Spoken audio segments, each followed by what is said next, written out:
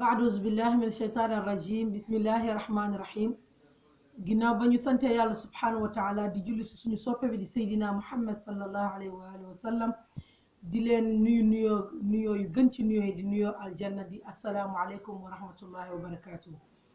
ñu leen di fàttali rek di fàttali suñu bopp kën yi macha allah ñu ngi dugg ci fukki fan yi nga xam ni moom moo mujj ci weeru koor bi te fukki fan yi nga xam ni macha allah am na solo lool ndax bis bi nga xam ni moom moo gën ci bis yi ci gën ci jaamu yàlla yi ñu ngi ko doxañ ci biir fukki fan yooyu nga xam ni moom moo mujj muy laylatul qadri muy guddi gi nga xam ni yàlla subhanahu wa taala mi ngi naan inna anzalnahu fi laylatul qadri muy ñi ngi wàcc alquran ci laylatul qadri mu dem ba naan laylatul qadri moo gën bis yi nga xam ne moo gën téeméeri junni bis yi nga xam ne du laylatul qadri ndax malaaka yi dañuy wàcc jibril wàcc ànd ak ñoom di jël li nga xam ne moom mooy jaamu yàlla yi li ñuy ñaan ci yàlla subhanahu wa taala ñu koy yóbbul yàlla subhanahu wa taala kon nag macha allah ba suñu yaay Aïcha laajee yonent bi sallallahu alayhi wa sallam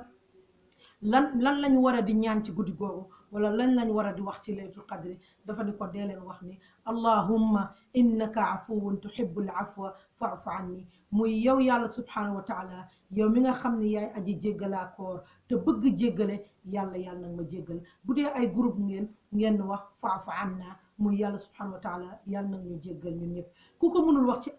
ci arab mën na ko wax ci olof arab bi muy allahumma innaka afuwun tuhibbul afwa fa'fu anna bu dee groupe ngeen allahumma innaka afuwun tuhibbul afwa fa'fu anna bu fekkee ni nag mënoo koo wax ci arab nga mun koo wax ci olof nga wax ko ci muy yow yàlla subhanahu wa taala yow mi nga xam ne yaa aji jéggalaa koor te bëgg jéggale yàlla nag ñu jéggal wala yàlla nag ma jéggal kon nag ñuy wàcc foofu kàddu yi rek di wax ni lu ci jub ñu xam ne ci yàlla subhanahu wa taala la waaye lu ci dëng ñu xam ni ak jaam bu doon jéem la wasalaamu aleykum wa rahmatullahi wa barakaatu